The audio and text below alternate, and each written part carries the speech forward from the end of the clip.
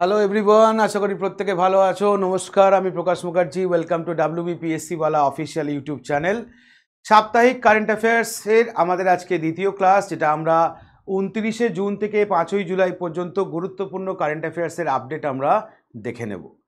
তার আগে আর একটা কথা বলা, রেগুলার আমাদের যে ডাব্লিউবিপিএসসি ওয়ালাতে ক্লাস হচ্ছে সকাল 8টা থেকে, ক্লাসের নাম হচ্ছে ডেলি কারেন্ট অ্যাফেয়ার্স। সেখানে আমরা প্রত্যেক দিনের ঘটনাগুলো আপডেট নিই, আর সপ্তাহের শেষে বলতে পারো কি না সারা সপ্তাহের ঘটনাটা আমরা একটা জায়গায় করে এই ক্লাসটা তোমাদের জন্য আনছি, যেটা তোমাদের upcoming CGL, CHSL, SSC, GD, RRB group D, WBCS, WBSSC group C এবং গ্রুপ ডি পরীক্ষায় কাজে লাগবে। তাই অবশ্যই ক্লাসটা শেষ পর্যন্ত দেখো এবং ক্লাসটা কেমন লাগলো কমেন্ট করে জানাতে কিন্তু ভুলো না। তাহলে চলো শুরু করা যাক আজকের সেশন, যেটা হচ্ছে আমাদের উইকলি কারেন্ট অ্যাফেয়ার্স 29শে জুন থেকে 5ই জুলাই পর্যন্ত আমরা এখানে আজকে আপডেট দেখব।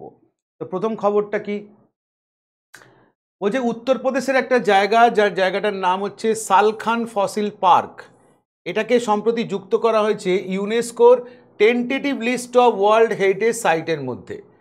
Tentative list of world heritage সাইটের মধ্যে কেন রাখা হয় না, ডিরেক্টলি ইউনেস্কো ওয়ার্ল্ড হেরিটেজ সাইটের মধ্যে কিন্তু কোনো স্থানকে বা কোনো জায়গাকে ইনক্লুড করা হয় না। প্রথম ধাপ হিসেবে মনে রাখতে হবে, ফার্স্ট ফর্মাল স্টেপ হচ্ছে কি না এই ইউনেস্কো টেন্টেটিভ ওয়ার্ল্ড হেরিটেজ লিস্টের মধ্যে প্রথমে নিয়ে আসতে হয়, তারপর সেখান থেকে ওয়ার্ল্ড হেরিটেজ সাইটে এটা বলতে পারো যায়।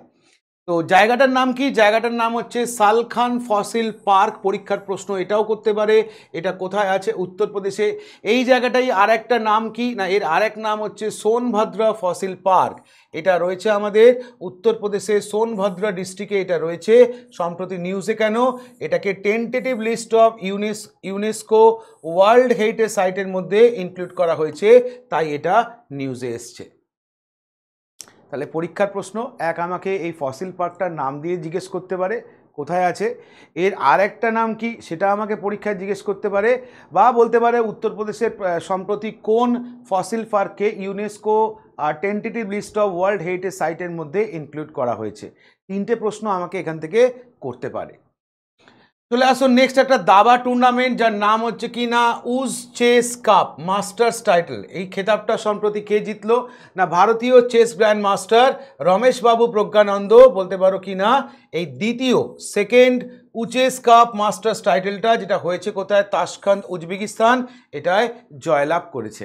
এবং এই জয়লাভের পরই বলতে পারো কি না ইন্ডিয়ার নাম্বার 1 চেস প্লেয়ার হিসেবে এবং ওয়ার্ল্ডের নাম্বার 4 চেস প্লেয়ার হিসেবে উঠে এসছেন আমাদের কে না রমেশ বাবু প্রজ্ঞানন্দা। মনে রাখতে হবে টুর্নামেন্টটা হয়েছিল 19শে জুন থেকে 27শে জুন পর্যন্ত। কোথায় না আমাদের উজবেকিস্তানের কোথায় না তাশখান্দ। তাহলে আমাকে পরীক্ষায় প্রশ্ন করতে পারে উজ চেস কাপ 2025 মাস্টার্স টাইটেলটা কে জিতলো না রমেশ বাবু প্রজ্ঞানন্দা। এই মুহূর্তে রমেশ বাবু প্রজ্ঞানন্দার ওয়ার্ল্ড র্যাঙ্কিং কত, 4th, ইন্ডিয়ার র্যাঙ্কিং কত, নাম্বার 1।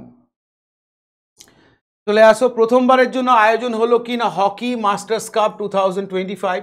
আমাকে জিজ্ঞেস করতে পারে যে এটা কোথায় হলো, সেক্ষেত্রে আনসার ভুবনেশ্বর ওড়িশায় বলতে পারো এটা আয়োজন করা হয়েছিল। সরি একটু ভুল বললাম, এটা জিতেছে কারা যদি বলো সেটা আমরা মনে রাখবো, মহিলাদের টুর্নামেন্টটা জিতেছে হচ্ছে ওড়িশায় অবস্থিত কি না hockey association of Odisha women, আর ছেলেদের টুর্নামেন্টটা জিতেছে কি না তামিলনাড়ুতে অবস্থিত হকি ইউনিট অফ তামিলনাড়ু, যারা কিনা বলতে পারো এই চ্যাম্পিয়নশিপটা জিতেছে, যার ইনঅগ্রাল এডিশনটার নাম হচ্ছে হকি ইন্ডিয়া মাস্টার্স কাপ 2025। আর এটা হয়েছে কোথায়, চেন্নাইতে বলতে পারো এটা অনুষ্ঠিত হয়েছে মেয়র রাধাকৃষ্ণা হকি স্টেডিয়ামে। তাহলে এক কথায় বলতে গেলে এই প্রথমবার আয়োজন হলো হকি মাস্টার্স ইন্ডিয়া কাপ। পুরুষদের বিভাগটা জিতেছে কারা না তামিলনাড়ু, আর মহিলাদের বিভাগটা জিতেছে কে না ওড়িশা। টুর্নামেন্টটা কোথায় হয়েছিল না টুর্নামেন্টটা হচ্ছে mayor Radhakrishna hockey stadium, Chennai. চলে আসুন নেক্সট, সম্প্রতি রয়ের প্রধান বা চিফ ঘোষণা করা হলো, কাকে করা হলো, পরাগ জৈন। মনে রাখতে হবে ইনি কার জায়গায় এলেন না রবি সিনহার জায়গায় বলতে পারো এলেন, যার টার্মটা কমপ্লিট হলো কবে না 30শে জুন। মনে রাখতে হবে পরাগ জৈন হচ্ছেন একজন আইপিএস অফিসার 1989 ব্যাচের, পাঞ্জাব ক্যাডারের ইনি একজন কিনা আইপিএস অফিসার।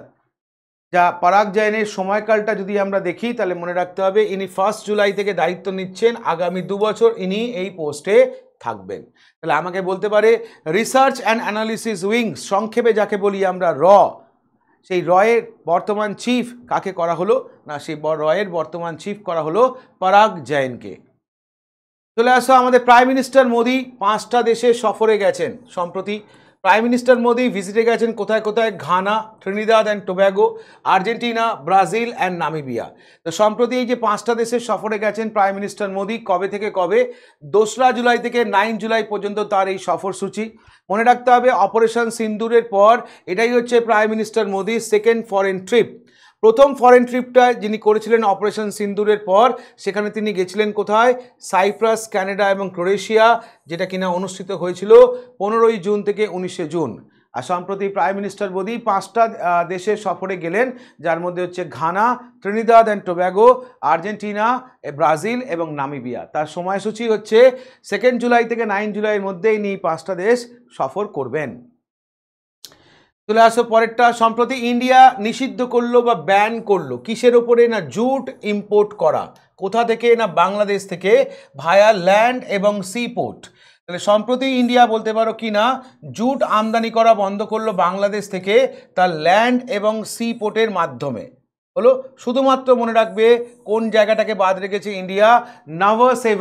নাভাসেভা সি পোর্টটাকে সম্প্রতি বাদ রেখেছে, বাকি সকল জায়গা থেকে এটা বন্ধ করেছে। কারণ হিসেবে কেন বলছে ইন্ডিয়া এটা করেছে? অবজেক্টিভ হচ্ছে কি না যাতে কিনা ভারতীয় জুট ইন্ডাস্ট্রিকে প্রোটেক্ট করা যায়, যেখানে প্রায় 4 লাখ ওয়ার্কার যারা কিনা কাজ করছে। এবং অন্যতম কারণ হচ্ছে কি না ইন্ডিয়া লক্ষ্য করেছে যে এখানে আনফেয়ার ট্রেড প্র্যাকটিস হচ্ছে এবং ভারতে প্রচুর পরিমাণে বলতে পারো জুট ডাম্পিং করা আছে, এবং ইন্ডিয়াকে বলতে পারো বাংলাদেশকে এক্ষেত্রে প্রচুর পরিমাণে সাবসিডিও দিতে হচ্ছে। এই সব কারণের জন্যই আপাতত স্থলপথ এবং বলতে পারো কি না জলপথের বিভিন্ন জায়গা থেকে বাংলাদেশ থেকে জুট আমদানি করা ইন্ডিয়া বন্ধ রাখলো। ভারতের প্রথম গ্রিন ডেটা সেন্টার কোথায় হলো? গাজিয়াবাদ। গাজিয়াবাদ জায়গাটা কোথায় আছে? উত্তরপ্রদেশ। তো সেখানে আমাদের উত্তরপ্রদেশের মুখ্যমন্ত্রী যোগী আদিত্যনাথ জুন 2025-এ বলতে পারো তার সাথে ছিল হচ্ছে আমাদের ডক্টর জিতেন্দ্র সিং, যিনি কিনা ministry of science and technology তে রয়েছেন। তো তাকে সঙ্গে নিয়ে ফাউন্ডেশন স্টোনটা লেট করলো কোথায়? না ভারতের প্রথম গ্রিন ডেটা সেন্টারের জন্যে। পার্টিকুলার জায়গাটার নাম হচ্ছে কি না সাহিবাবাদ, যেটা রয়েছে কোথায়? গাজিয়াবাদ। এবং এই জন্য খরচ হবে কত টাকা? 1000 কোটি টাকা। তাহলে উত্তরপ্রদেশের গাজিয়াবাদে হতে চলেছে ভারতবর্ষের প্রথম গ্রিন ডেটা সেন্টার। পরীক্ষায় প্রশ্ন করবে ভারতের প্রথম গ্রিন ডেটা সেন্টারটা কোথায় হচ্ছে, সেক্ষেত্রে আনসার উত্তরপ্রদেশের গাজিয়াবাদ, আরও স্পেসিফিকলি বললে কিনা সাহিবাবাদ। চলে আসো অমিত শাহ উদ্বোধন করলো কিনা ন্যাশনাল টার্মারিক বোর্ড। তাহলে এতদিন পর্যন্ত আমরা জানতাম কফি বোর্ড, যেটা কিনা চিকমাগালুর কর্ণাটকা, টি বোর্ড বললে হচ্ছে আমাদের কলকাতা, টোব্যাকো বোর্ড হচ্ছে আমাদের রাজামুন্দ্রি মানে অন্ধ্রপ্রদেশ। এরপর যদি আমরা দেখি কি না টার্মারিক মানে হলুদ, ন্যাশনাল টার্মারিক বোর্ডটা এটা কোথায় করা হলো?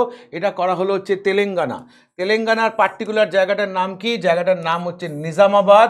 সেখানে বলতে পারো এই টার্মারিক বোর্ডের হেডকোয়ার্টারটা করা হয়েছে। উদ্দেশ্য কি না এই টার্মারিককে এক্সপোর্ট করে প্রায় $1 বিলিয়ন যাতে ইনকাম করা যায় 2030-এর মধ্যে। তাহলে 2030-কে টার্গেট করে বলতে পারো $1 বিলিয়ন ইনকাম করার লক্ষ্যে ভারতীয় টার্মারিক বোর্ডটা প্রতিষ্ঠা করা হলো কোথায়? তেলেঙ্গানা। তেলেঙ্গানার কোথায়? নিজামাবাদ জায়গাটার নাম। চলে আসুন next. Global peace index report প্রকাশ করেছে কারা? না অস্ট্রেলিয়া সিডনিতে অবস্থিত একটা অর্গানাইজেশন যার নাম institute of economic and piece. Institute of economic and piece কর্তৃক বলতে পারো গ্লোবাল পিস ইন্ডেক্স 2025 প্রকাশ করা হয়েছে। এবারের এডিশনটা হচ্ছে 19তম, যেখানে ইন্ডিয়া র্যাঙ্ক করেছে কত? 115। কতগুলো দেশের মধ্যে যদি বলা হয় ইন্ডিয়া র্যাঙ্ক করেছে, মনে রাখবে আউট অফ 163 কান্ট্রির মধ্যে ইন্ডিয়ার র্যাঙ্ক হচ্ছে 115। গত বছর যদি আমরা দেখি 2024 সালে ইন্ডিয়ার র্যাঙ্ক ছিল কত? না 116। এটা যেমন ইম্পর্টেন্ট, এর থেকেও ইম্পর্টেন্ট হচ্ছে যে এই র্যাঙ্কিংয়ে সব থেকে লাস্ট যে কান্ট্রিটা আছে অর্থাৎ 163তম যে দেশটা আছে, দেশটার নাম কি? দেশটার নাম বলবে রাশিয়া। রাশিয়া বলতে পারো লিস্ট পিসফুল কান্ট্রি ইন 2025 ঘোষণা করা হয়েছে প্রথমবারের জন্য। This is the first time যে কিনা রাশিয়া বলতে পারো একদম লাস্ট পজিশনে রয়েছে। আর এই লিস্টে এই নিয়ে 17বার 1 নম্বর পজিশনে রয়েছে কে? না Iceland. Iceland remain the most peaceful country, যার কিনা স্কোর হচ্ছে 1.095, আর এই নিয়ে বলতে পারো 17 বার এই র্যাঙ্কিংটা বজায় রাখলো কে না, এই র্যাঙ্কিংটা বজায় রাখলো হচ্ছে আইসল্যান্ড। তাহলে এখান থেকে প্রশ্ন যে ইনস্টিটিউট অফ পিস ইন্ডেক্স, এটা এই সংস্থাটা কোথাকার সংস্থা? অস্ট্রেলিয়া, সিডনি, যারা রিপোর্ট প্রকাশ করেছে। এবারের এডিশনটা কত? 19তম। ইন্ডিয়ার র্যাঙ্ক কত হয়েছে? 2025-এ 115, 2024-এ কত ছিল? 116। কতগুলো দেশের মধ্যে? 163টা দেশের মধ্যে। লাস্ট কে আছে? রাশিয়া, প্রথমবারের জন্য রাশিয়া লাস্ট। আর ফার্স্ট কে আছে না? আইসল্যান্ড। চলে আসো পরের খবরটা, এসসিও ডিফেন্স মিনিস্টার্স মিটিং। তোমাকে বলতে পারে এবারেরটা কততম হলো? 22তম। আর কোথায় হলো না? চায়না। চায়নার পার্টিকুলার জায়গা কোথায় হলো এটা না? Qingdao.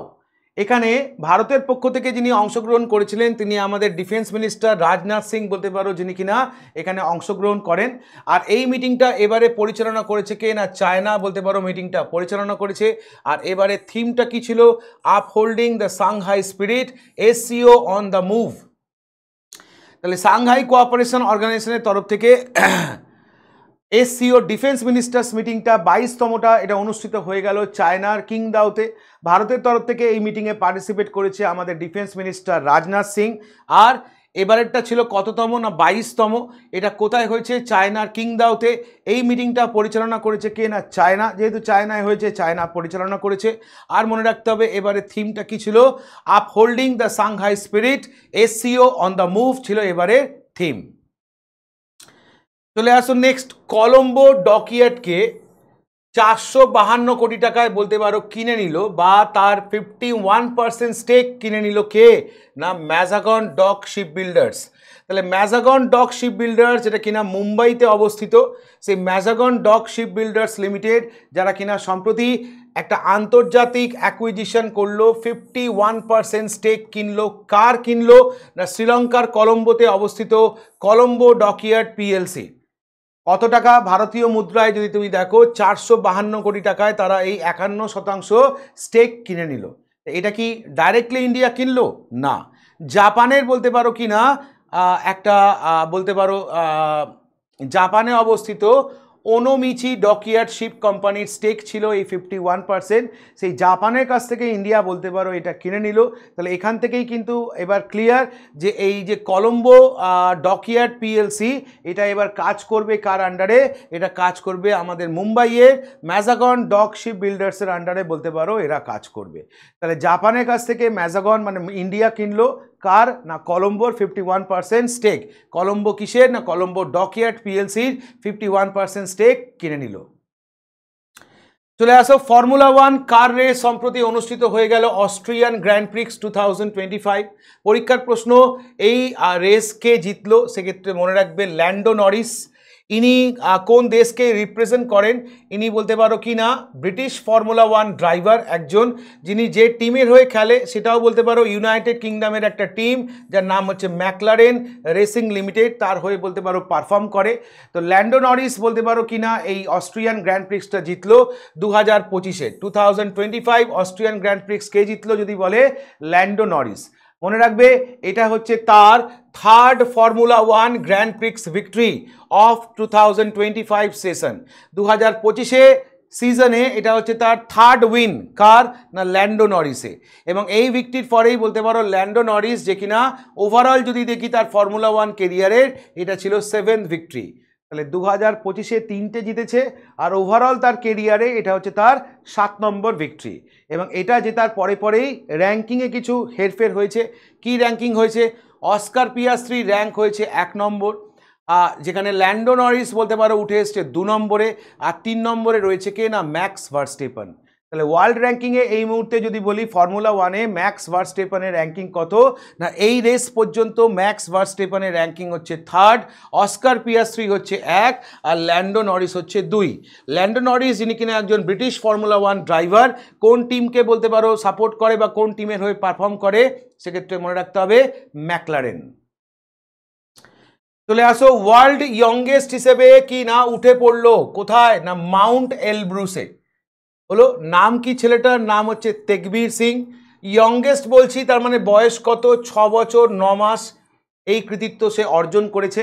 Youngest ever to in the world to climb Mount Elbrus. এই মাউন্ট এলব্রুস হচ্ছে highest peak of European continent, যেটা রয়েছে কোথায়? রাশিয়াতে। যেটা রয়েছে হাইটটা কত না মোর দ্যান 18,510 ফিট, 18,510 ফুটেরও বেশি বলতে পারো এর উচ্চতা। কার না মাউন্ট এলব্রুস, যেটা রয়েছে কোথায়? রাশিয়া। তো সেখানে সম্প্রতি উঠে পড়লো একটা ছেলে যার নাম হচ্ছে কি না তেকবীর সিং। বয়স কত? 6 বছর 9 মাস। এবং এই কৃতিত্ব অর্জন করার পর রাশিয়ার তরফ থেকে, রাশিয়ার মাউন্টেনিয়ারিং, রক ক্লাইম্বিং এবং স্পোর্টস ট্যুরিজম ফেডারেশনের তরফ থেকে তাকে একটা মাউন্টেন ক্লাইম্বিং সার্টিফিকেটও ইস্যু করা হয়েছে। মানে এটা যে একদম ঠিক, এটা ডকুমেন্ট হিসেবে তাকে একটা সার্টিফিকেটও দেওয়া হয়েছে। তবে হ্যাঁ, এটা মনে রাখতে হবে, এই বাচ্চা ছেলেটা তো আর একা একা ওঠেনি, তার সাথে আরও কেউ নিশ্চয়ই ছিল। চলে আসুন নেক্সট। ক্লাইমেট চেঞ্জ কনফারেন্স 2025 কোথায় অনুষ্ঠিত হলো না বন। বন জায়গাটা কোথায় আছে? জার্মানিতে আছে। 16 জুন থেকে 26 জুন পর্যন্ত এটা অনুষ্ঠিত হয়ে গেল। ওয়ার্ল্ড কনফারেন্স সেন্টার বন, যেখানে এই ক্লাইমেট চেঞ্জ ওরিয়েন্টেড অর্থাৎ United Nation framework convention on climate চেঞ্জটা অনুষ্ঠিত হলো। এবারেরটা ছিল হচ্ছে 62তম সেশন। এই সেশনে সারা পৃথিবী থেকে প্রায় 5,000 গভর্নমেন্ট ডেলিগেট এবং স্টেক হোল্ডার্সরা বলতে পারো এখানে জমায়েত হয়েছিল। কেন না ডিসকাস করার জন্য, কিসের ওপরে না কিভাবে বলতে পারো এই ক্লাইমেট চেঞ্জকে আটকানো যায়, তাই না? এই যে পরিবেশ প্রতিনিয়ত চেঞ্জ হচ্ছে, সেটাকে কি করে আটকানো যায় সেটা নিয়ে আলোচনা করার জন্য বা একটা সুন্দর পৃথিবী গড়ে তোলার লক্ষ্যে বলতে পারো এই আলোচনার জন্য প্রায় 5,000 ডেলিগেটস অল ওভার ওয়ার্ল্ড থেকে জমায়েত হয়েছিল কোথায়? জার্মানির বনে, যেখানে কিনা অনুষ্ঠিত হচ্ছে কিনা ক্লাইমেট চেঞ্জ কনফারেন্স 2025। পরীক্ষার প্রশ্ন, ক্লাইমেট চেঞ্জ কনফারেন্স 2025টা কোথায় হলো? জার্মানির বন। চলে আসুন নেক্সট। বলছে প্রথম অ্যামাজন নেশন হিসেবে WHO কাছ থেকে ম্যালেরিয়া ফ্রি সার্টিফিকেট অর্জন করলো যে দেশটার নাম সুরিনাম।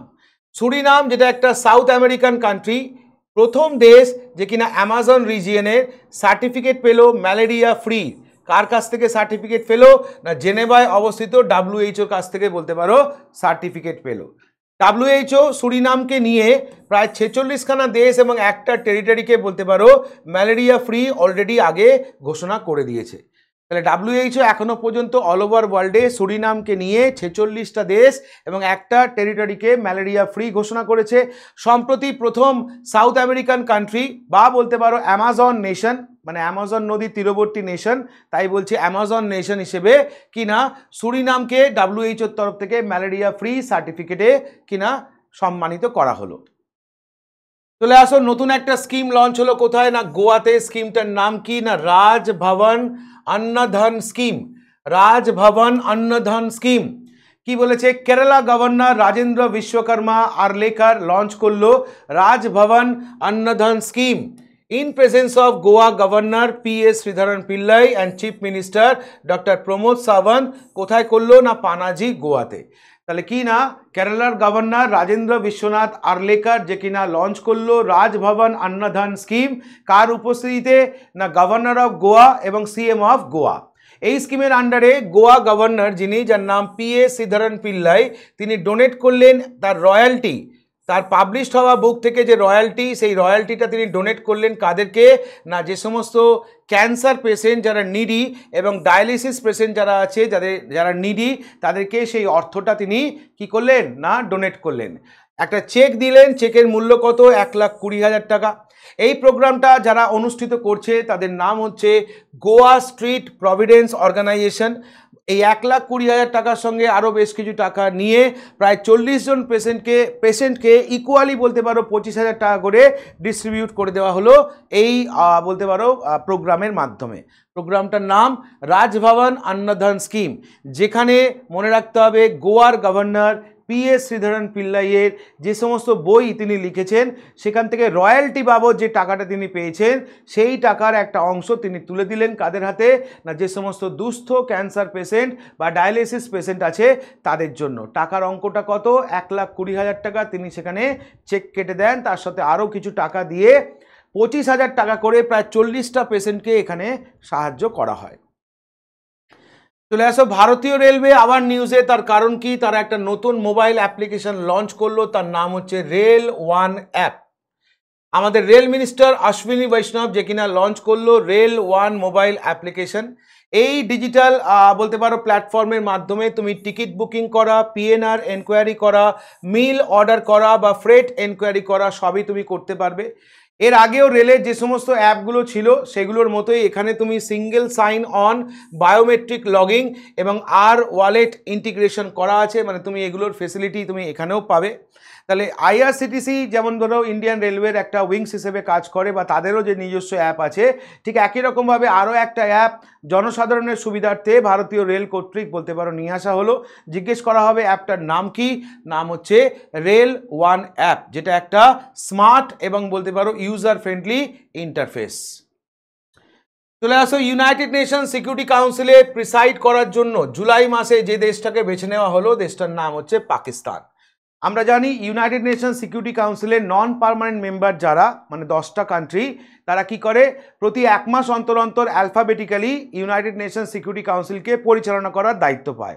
ঠিক একই রকমভাবে জুলাই মাসটা পরিচালনা করার দায়িত্ব পেল কিনা পাকিস্তান, যে পাকিস্তান 2025-এর 1 জানুয়ারি ইউনাইটেড নেশন সিকিউরিটি কাউন্সিলে as a non permanent member হিসেবে যোগদান করে আগামী 2 বছরের জন্য। মানে 2025 পুরোটা থাকবে, 2026-এর ডিসেম্বরে গিয়ে বলতে পারো সে ইউএনএসসি থেকে বেরিয়ে আসবে। চলে আসো পরেরটা, ইন্ডিয়া বলতে পারো লঞ্চ করলো তাদের সেকেন্ড প্রজেক্ট 70 এর আন্ডারে স্টেলথ ফ্রিগেট, যার নাম কি, নাম হচ্ছে আইএনএস উদয়গিরি। মনে রাখতে হবে এটা একটা ভারতের লেটেস্ট স্টেলথ ফ্রিগেট, মানে যুদ্ধ জাহাজ। এটা তৈরি হয়েছে একটা রেকর্ড টাইমে, মাত্র 37 মাসের মধ্যে এটাকে তৈরি করা হয়েছে প্রজেক্ট 17 এর আন্ডারে। আর এটা তৈরি করতে বলতে পারো হেল্প করেছে কারা, না Mazagon Dock Ship Builders Limited, তার সঙ্গে আমাদের কলকাতার Garden Reach Ship Builders Limited, যারা কিনা যৌথ উদ্যোগে এই আইএনএস উদয়গিরি, মানে ইন্ডিয়ান নেভাল শিপ উদয়গিরি, যেটা একটা বলতে পারো ইন্ডিয়ার লেটেস্ট যুদ্ধ জাহাজ, এটা মাত্র 37 মাসের মধ্যে এটা তৈরি করে ফেলেছে কারা, না এই দুটো organisation. Election Commission of India সম্প্রতি নিউজে কেন, না সম্প্রতি Election Commission of India delisting করেছে 345খানা রেজিস্টার আনরেকগনাইজ পলিটিক্যাল পার্টিকে। তাহলে আনরেকগনাইজ পলিটিক্যাল পার্টি যাদের কোনো ট্রেস আউট নেই, যারা 2019-এর ইলেকশনে পার্টিসিপেট করেনি, এই রকম বলতে পারো 345খানা রেজিস্টার্ড আনরেকগনাইজ পলিটিক্যাল পার্টিকে ডিলিস্টিং করলো কিনা ইলেকশন কমিশন অফ ইন্ডিয়া। এখন বক্তব্য কেন, এগুলো থাকলে কি অসুবিধে হতো, না এই যে বলতে পারো যে পার্টি যেগুলো উল্লেখ রয়েছে, এই যে ডিলিস্টিং করা হয়েছে যে পার্টিগুলো, এগুলো বলতে পারো মাধ্যমে কিনা টাকা পয়সা কেলেঙ্কারি বা বলতে পারো ট্রানজাকশন করা হচ্ছিল, যেগুলো কোনো ট্রেস আউট নেই। ওকে, তো সেই বেনিয়মটাকে আটকাবার জন্য ইলেকশন কমিশন অফ ইন্ডিয়ার তরফ থেকে এই উদ্যোগটা নেওয়া হয়েছে। চলে আসো ভারতের প্রথম কাঠের গুরুদ্বারা। হ্যাঁ, ওয়ার্ল্ডের প্রথম কাঠের স্যাটেলাইট, উডেন স্যাটেলাইট লঞ্চ করেছিল জাপান। ইন্ডিয়া কি করলো, না কাঠের তৈরি গুরুদ্বারা লঞ্চ করলো বা তৈরি করলো। কে তৈরি করলো, না এসএসপি ভূপেন্দর সিং সিধু 3 মাসের মধ্যে বলতে পারো কি না এই কাঠের গুরুদ্বারাটা তৈরি করেছে, যার নাম রেখেছে শ্রী নানক নিবাস। আর এটা হচ্ছে ভারতের প্রথম কাঠের তৈরি গুরুদ্বারা। এটা পাঞ্জাবের ফাজিলকাতে বলতে পারো গুরুদ্বারাটা তৈরি হয়েছে। এটা তৈরি হয়েছে কি দিয়ে, এটা তৈরি হয়েছে ফিনিশ দেওধর কাঠ দিয়ে। কি দিয়ে, ফিনিশ দেওধর কাঠ দিয়ে। এসএসপি ভূপেন্দর সিং সিধু মাত্র 3 মাসের মধ্যে এই গুরুদ্বারাটা তৈরি করেছে, যার নাম রেখেছে শ্রী নানক নিবাস। এটা হচ্ছে ভারতের প্রথম কাঠের তৈরি গুরুদ্বারা, যেটা তৈরি হয়েছে পাঞ্জাবের কোথায়, না ফাজিলকা, জায়গাটার নাম হচ্ছে ফাজিলকা। চলে আসো আরবিআই অ্যাপয়েন্ট করলো কেশবন রামাচন্দ্রনকে কি হিসেবে, এক্সিকিউটিভ ডিরেক্টর হিসেবে। কেশবন রামাচন্দ্রন বর্তমানে বলতে পারো principal chief general manager in risk monitoring department of আরবিআইতে কর্মরত ছিলেন। সেখান থেকে তাকে বলতে পারো এক্সিকিউটিভ ডিরেক্টর হিসেবে কি না উন্নত করলো কে, না আমাদের আরবিআই। আরবিআই হেডকোয়ার্টার আমরা জানি মুম্বাইতে অবস্থিত। সেই রিজার্ভ ব্যাংক অফ ইন্ডিয়ার নতুন এক্সিকিউটিভ ডিরেক্টর হিসেবে যাকে অ্যাপয়েন্ট করা হলো, নাম কেশবন রামাচন্দ্রন। আগে ইনি কোন পোস্টে ছিলেন, না রিস্ক মনিটরিং ডিপার্টমেন্ট অফ আরবিআইতে কর্মরত ছিলেন, সেখান থেকে তাকে এক্সিকিউটিভ ডিরেক্টর পোস্টে আনা হলো। চলে আসো INS Tamal, Indian naval ship তমালকে কমিশন করা হলো ইন্ডিয়ান নেভিতে। ইন্ডিয়ান নেভাল শিপ তমাল, যেটা কিনা বলতে পারো একটা multi role stealth guided missile frigate, তাহলে এটাও একটা বলতে পারো কি না ভারতের একটা বহুমুখী স্টেলথ মিসাইল ফ্রিগেট মানে যুদ্ধ জাহাজ, এটা কমিশন করা হলো ইন্ডিয়ান নেভিতে। এটা তৈরি হয়েছে কোথায় না রাশিয়াতে তৈরি হয়েছে। রাশিয়ার ইয়ান্তার শিপইয়ার্ড থেকে বলতে পারো এটা ইয়ান্তার শিপইয়ার্ড এটা তৈরি হয়েছে। রাশিয়ার কালিনগ্রাড জায়গায় বলতে পারো এটা নির্মাণ করা হয়েছে। এটাই হচ্ছে বলতে পারো last foreign built major warship, বিদেশে তৈরি এটাই হচ্ছে ভারতের লাস্ট মেজর ওয়ারশিপ। এরপর থেকে তাহলে কি আর ভারত কি বাইরে থেকে জাহাজ নির্মাণ করবে না? না, আত্মনির্ভর ভারতের বলতে পারো পলিসি অনুযায়ী এবার ভারতেই কিনা যুদ্ধ জাহাজ নির্মাণ করবে। এটাই ছিল last foreign built major warship, যার নাম হচ্ছে আইএনএস তমাল। আর এটা প্রজেক্ট 1135.6 এর 8 বলতে পারো সিরিজ, বা এই জাহাজটা হচ্ছে অষ্টম কোন সিরিজের না প্রজেক্ট 1135.6, যেটা কিনা তলোয়ার ক্লাস একটা সিরিজ। সেই সিরিজের লাস্ট জাহাজ হচ্ছে এটা, যেটা তৈরি হয়েছে কোথায় না রাশিয়ায়। রাশিয়ায় এটাই বলতে পারো কিনা বা ভারতের বাইরে এটাই হচ্ছে লাস্ট যুদ্ধ জাহাজ, যেটা কিনা আমদানি করা হলো। এরপর থেকে যা জাহাজ তৈরি হবে সবটাই হবে ভারতের মধ্যে। তাহলে আমাকে বলতে পারে আইএনএস তমাল যেটা, এটা কোথায় তৈরি হয়েছে? রাশিয়ায়। রাশিয়ায় কোথায় না ইয়ান্তার শিপইয়ার্ড, যেটা রয়েছে কোথায় কালিনগ্রাড। সেখান থেকে এটা ভারতের উদ্দেশ্যে বলতে পারো কিনা রওনা দিয়েছে এবং ভারতীয় নেভিতে এটাকে সম্প্রতি যুক্ত করা হয়েছে। চলে আসো অন্ধ্রপ্রদেশ গভর্নমেন্টের তরফ থেকে লঞ্চ করা হলো একটা স্কিম, যার নাম ডিজি লক্ষ্মী স্কিম। কাদের জন্যে না যে সমস্ত গ্রামীণ মহিলারা আছে তাদের জন্যে। কেন না তাদের যাতে আরও আত্মনির্ভর বা এম্পাওয়ারমেন্ট করা যায় তার জন্য এই স্কিমটা লঞ্চ করা হয়েছে। এই স্কিমটা যদি যোগদান করতে হয় তাহলে ক্রাইটেরিয়া কি? তোমাকে মিনিমাম 3 বছরে সেলফ হেল্প গ্রুপ যেটা আছে তার মেম্বারশিপে তোমাকে অ্যাক্টিভ থাকতে হবে। তোমার বয়স হতে হবে 21 থেকে 40 বছর। তোমাকে ম্যারিড হতে হবে। শুধু তাই নয়, তুমি যে এলাকায় বসবাস করো সেই এলাকা থেকেই তোমাকে একটা টেকনিক্যাল অ্যাপটিটিউডের উপরে একটা গ্র্যাজুয়েশন করতে হবে। কি বলেছে? গভর্নমেন্ট অফ অন্ধ্রপ্রদেশের তরফ থেকে ডিজি লক্ষ্মী স্কিমটা লঞ্চ করা হয়েছে, যার উদ্দেশ্য হচ্ছে ডিজিটালি এম্পাওয়ার করা কাদেরকে? আরবান পুয়ার ওম্যান, এবং প্রমোট করা সেলফ রিলায়েন্সকে থ্রু এন্টারপ্রেনারশিপ। তাহলে একদিকে তাদেরকে উদ্যোগপতি বানানোর লক্ষ্য এবং তাদেরকে ডিজিটালি এম্পাওয়ারমেন্ট করার লক্ষ্যে অন্ধ্রপ্রদেশ গভর্নমেন্টের তরফ থেকে এই স্কিমটা অর্থাৎ ডিজি লক্ষ্মী স্কিমটা লঞ্চ করা হয়েছে। এই স্কিমের আন্ডারে 9034খানা কমন সার্ভিস সেন্টার করা হবে সারা স্টেট জুড়ে। এই সেন্টারগুলোকে অপারেট করবে কারা না সেলফ হেল্প গ্রুপে যে সমস্ত মহিলারা আছে তারা এটাকে অপারেট করবে। কিন্তু অপারেট করতে গেলে কি কি ক্রাইটেরিয়া তারা মেনটেন করবে? এই 3টে ক্রাইটেরিয়া। আর এলিজিবল যে সমস্ত মহিলারা হবেন তাদেরকে লোন দেওয়া হবে কি না গভর্নমেন্টের তরফ থেকে কত টাকা? 2 লাখ টাকা থেকে 2.5 লাখ টাকা পর্যন্ত তাদেরকে এই কমন সার্ভিস সেন্টার যেটা আছে সেখান থেকে লোন প্রোভাইড করা হবে, যাতে তুমি বিজনেস করে নিজের পায়ে দাঁড়াতে পারো। হলো? তাহলে এটাই হচ্ছে ডিজি লক্ষ্মী স্কিম। আমাকে পরীক্ষায় প্রশ্ন করবে যে অন্ধ্রপ্রদেশে গ্রামীণ মহিলাদের স্বনির্ভর করার জন্য অন্ধ্রপ্রদেশ সরকার যে স্কিমটা লঞ্চ করেছে তার নাম কি? Digi Lakshmi scheme. বা ঘুরিয়ে প্রশ্ন করতে পারে ডিজি লক্ষ্মী স্কিমটা কোন রাজ্য সরকার চালু করেছে? অন্ধ্রপ্রদেশ। আর এর মধ্যে যে ফিচার্সগুলো তুমি দেখতে পাচ্ছ এই ফিচার্সগুলো দিয়ে প্রশ্ন করবে কারা? এসএসসি সিজিএল, সিএইচএসএল বা এমটিএস বা রেল, এরা বলতে পারো এই ফিচার্সগুলোর উপরে তোমাকে প্রশ্ন করবে। পিএসসি তোমাকে ডিরেক্টলি জিজ্ঞেস করবে স্কিমটা কোন স্টেট লঞ্চ করেছে। চলে আসো পরেরটা।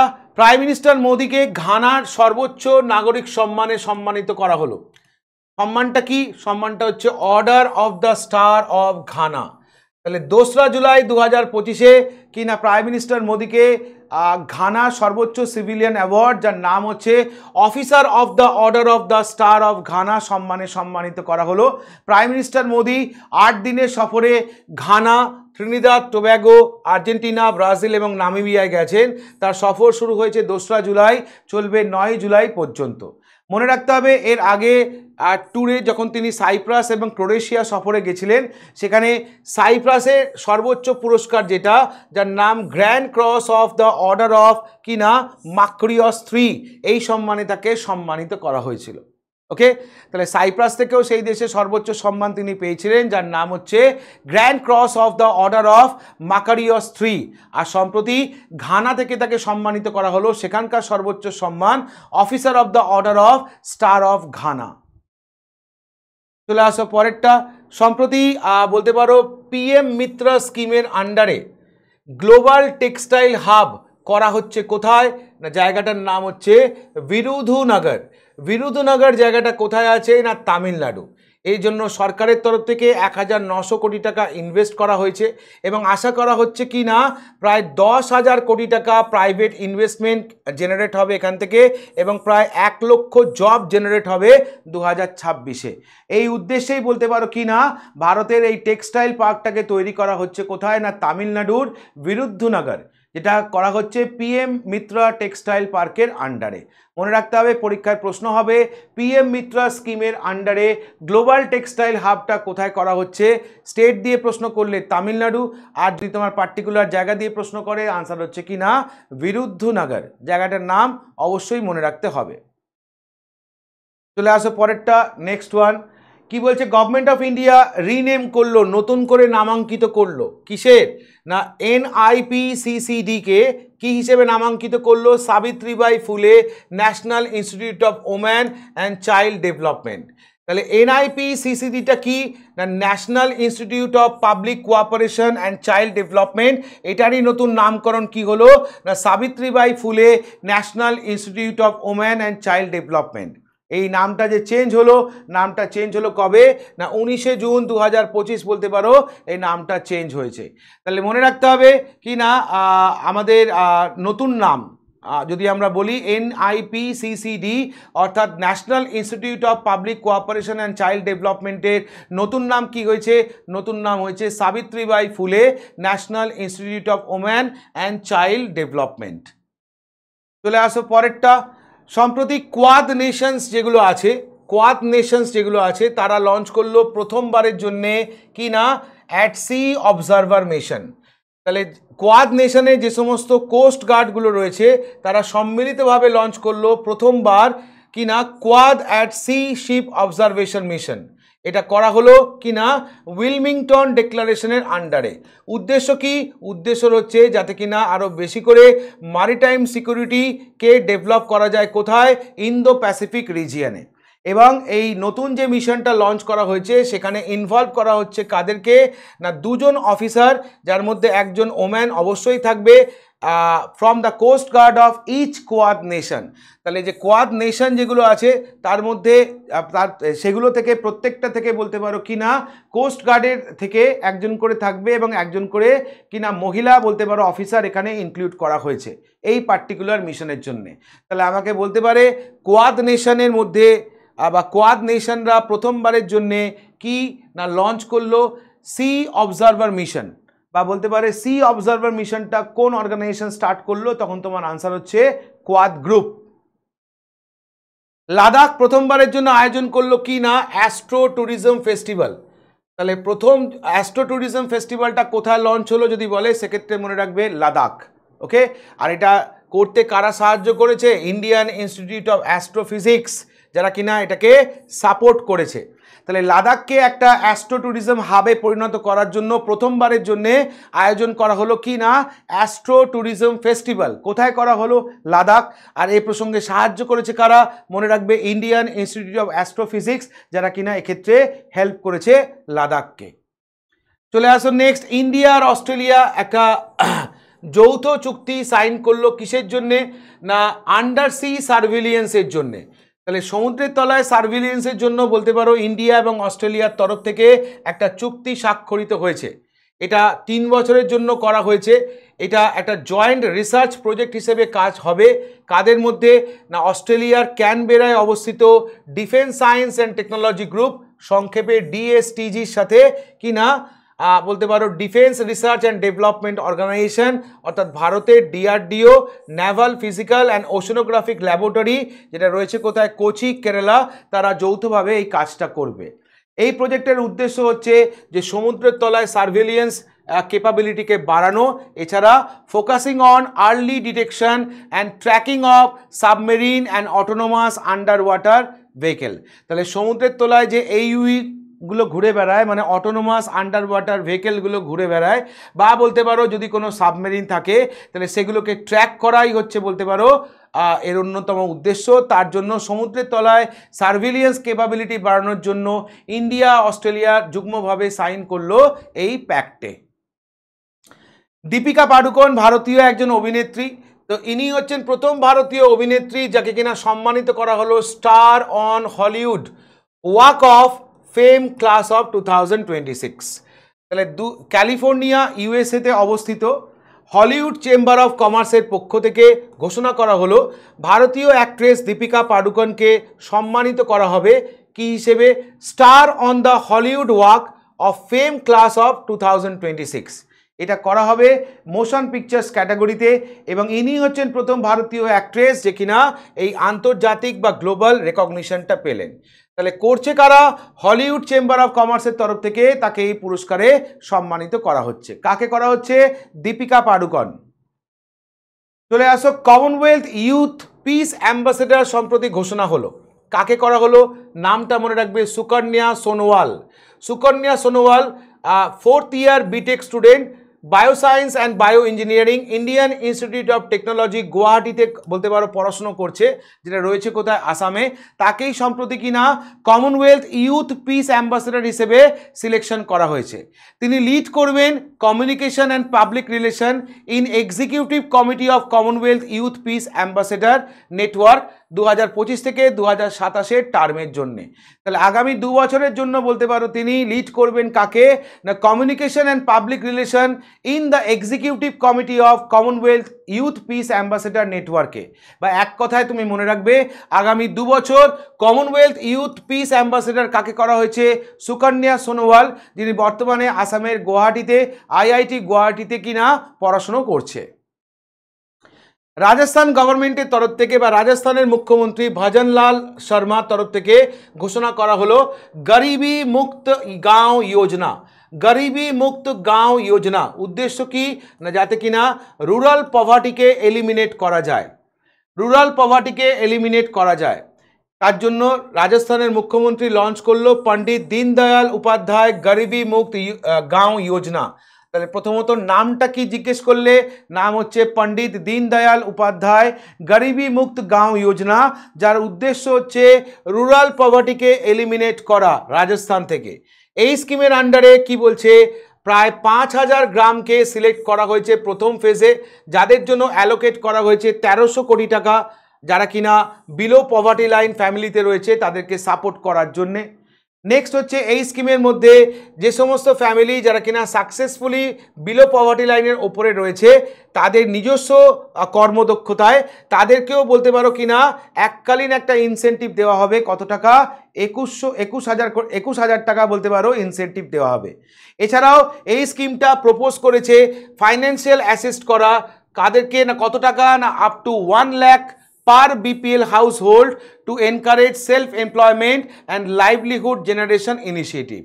তাহলে এই স্কিমটা আরও প্রপোজ করেছে কিনা 1 লাখ টাকা করে দেওয়া হোক কাদেরকে না, যে সমস্ত BPL হাউস হোল্ড হচ্ছে তাদেরকে, যাতে তারা সেলফ এমপ্লয়মেন্টকে এনকারেজ করতে পারে, মানে নিজে থেকে কিছু করতে পারে তাদের কিনা লাইভলিহুডকে চালানোর জন্য।